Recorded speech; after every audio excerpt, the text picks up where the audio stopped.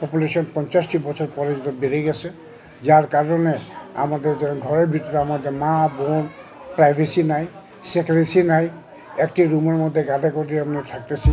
শিক্ষার কোনো ব্যবস্থা নাই, স্বাস্থ্যের কোনো ব্যবস্থা নাই, কোনো কিছুই আমাদের নাই, মনে হয় আমরা মানুষ নয়। বিসমিল্লাহির রহমানির রহিম।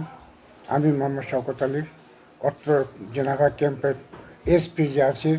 সেন্ট্রাল অফিসের সারা বাংলাদেশের 13টি জেলায় 70টি ক্যাম্প আছে, তার আমি সভাপতি।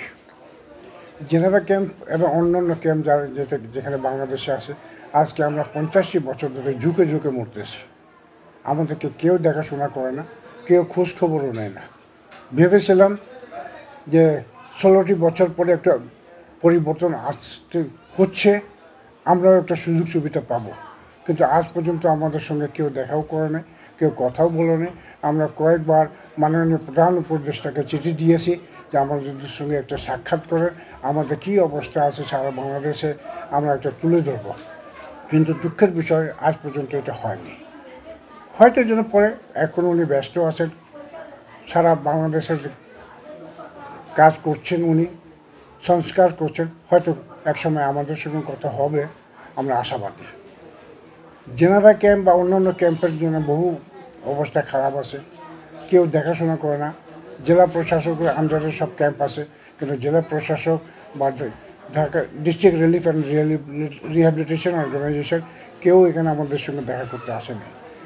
এখন তো যেন দেশের অবস্থা খুব খারাপ, কাউন্সিলর নাই, এমপি নাই, মেয়র নাই, কেউই নাই। তা আমরা আসি আল্লাহর উপরে ভরসা করে, আমরা আসি, দেখা যাক কী হয়। আমরা আশাবাদী। আমরা যেন প্রধান উপদেষ্টাকে আমরা চিঠি দিয়েছি যে আমাদের সঙ্গে একটু বৈঠক করেন, আমরা আমাদের দুর্দশা তুলে ধরবো। আমাদের কী চাওলা পাওনা আছে, চাওলা পাওনা কিছু না, আমাদের পুনর্বাসন চাই। পুনর্বাসন করে দিলে সব সমস্যার সমাধান বের হয়ে যাবে।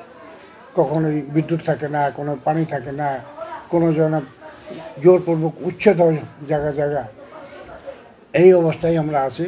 এবং আপনি জানেন যে জেনেভা ক্যাম্পে প্রায় যেন 6000 পরিবার আছে। 6000 পরিবার, প্রায় যেন 40 থেকে 50,000 পপুলেশন। পানির খুব যেন সংকট, টয়লেটের খুব সংকট। যে বাসায় আমাদেরকে দেওয়া হয়েছে 1992 সনে, সেটা হলো 8 ফুট বাই 8 ফুট, লম্বায় 8 ফুট, পাশে 8 ফুট। সেখানে আমরা গাদাগাদি করে থাকতেছি। এর আগে কিন্তু যেমন পপুলেশন আমাদের কম ছিল, কিন্তু এখন পপুলেশন 50টি বছর পরে বেড়ে গেছে, যার কারণে আমাদের ঘরের ভিতরে আমাদের মা বোন প্রাইভেসি নাই, সিকিউরিটি নাই, একটি রুমের মধ্যে গাদা করে আমরা থাকতেছি। শিক্ষার কোনো ব্যবস্থা নাই, স্বাস্থ্যের কোনো ব্যবস্থা নাই, কোনো কিছুই আমাদের নাই, মনে হয় আমরা মানুষ নয়।